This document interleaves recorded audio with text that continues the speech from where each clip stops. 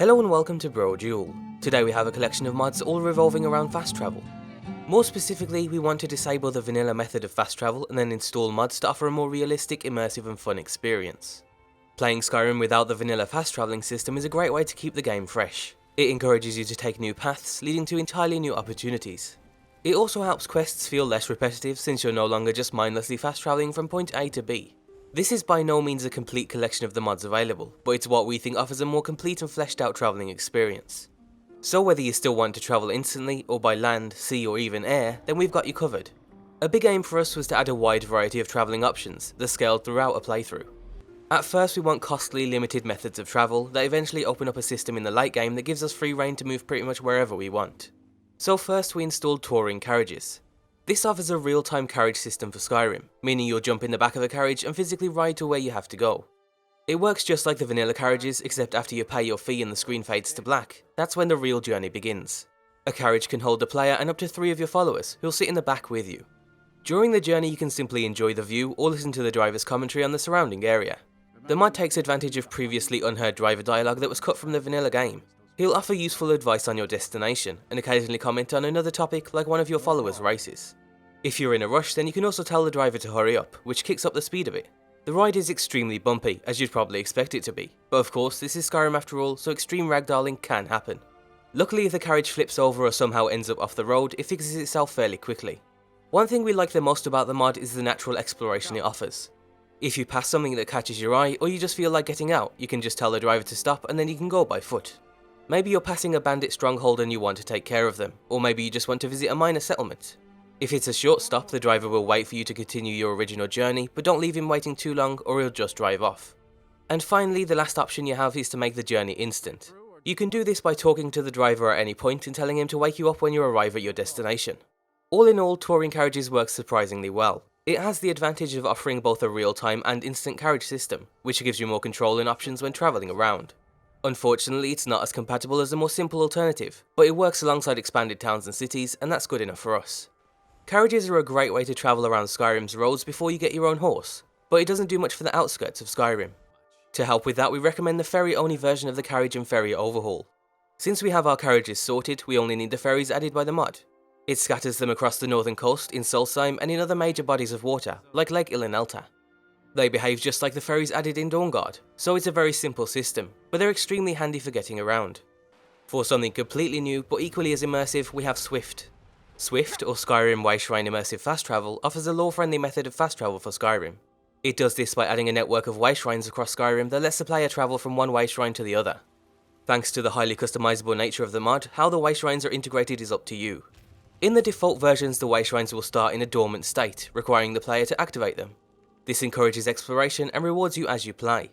The mod also adds 2 quests that'll send you on a journey following the work of a great scholar. His work revolves around ancient Mer culture and technology, more specifically the wayshrines. Running through the quests will help you uncover some of the wayshrine locations, as well as introducing a new thing called soul energy. This is one of the mod's optional payment systems for the wayshrines. If you don't think teleporting around should be free, then you can either make the wayshrines require soul energy, or you can just apply a teleporting fatigue, which adds a cooldown between teleports. Soul energy will be explained during the main quest, but in simple terms, it can be gathered using a spell which drains and stores an NPC's soul. This soul energy is then used to power the wayshrines. Or if all of that just seems like too much of a hassle, then you can have the shrines activated and available to you from the start of the game. Altogether, Swift's integration is probably our favourite part of the mod. It's so customizable that if you're at all interested in a form of wayshrine travel, then Swift can almost definitely be moulded into your ideal mod. The wayshrines also just fit fantastically into the world, and they're spread out into convenient areas, but they're also far out enough into the wild that the mod is highly compatible with pretty much any other mod. Another essential part of a non-fast travel playthrough is your own horse. This will probably be the most common method of travel you use in the early to mid game, so we definitely need to add some extra functionality to the bland vanilla mounts. For that we have convenient horses, but really you could use any similar horse mod. Just make sure it offers features that complement this type of playthrough. So you want some sort of whistle or horn feature that lets you call your horse from afar, wherever you are in the world. You also want a horse inventory system, which can help with any over-encumbrance issues you might have when travelling over long distances. Convenient Horses offers both of those features and a ton more. From horse armors to follower support to a huge variety of improvements to horse combat and AI. We've already covered it extensively in 2 videos, so be sure to check those out if you're unfamiliar with it. You can also keep things fresh with a mount mod. A favourite of ours is the Blaze of Eventide, which is fully compatible with convenient horses. With just these 4 mods you can essentially have enough to replace the vanilla method of fast travel. But you can still take it one step further, utilising some super late game content. One option you have is to give your character the ability to fly. This might sound a bit outlandish, but it can be achieved in a relatively immersive way with a more draconic dragon aspect, combined with a real flying mod. The first mod expands on the dragon aspect shout you can unlock in the Dragonborn DLC. It fleshes out the visuals and abilities of the shout, adding new wings and a tail to complete the draconic style. It also gives you a few powers to use while transformed, including the ability to use the dragon versions of Fire Breath and Frost Breath, as well as summoning your own Fireworm. When you combine this mod with real flying and install a patch, the dragon aspect power will also let you jump into the air and fly around. Flying is also fully animated and handles relatively well, all things considered. It acts as a quick and spontaneous way to get around and is also effective in combat. You can fly high into the air and blast your enemies with your new shouts while they helplessly fire arrows from below. So the end result basically transforms you into a human-dragon hybrid. Admittedly, this is probably taking it a step too far, even though it's a hell of a lot of fun. For something similar but more in line with vanilla, there's the real-time dragon fast travel mod. This pairs perfectly with touring carriages and acts as a nice finishing step in your travelling antics. The mod uses a dragon riding system added in the Dragonborn DLC to offer an incredibly fast way to get around.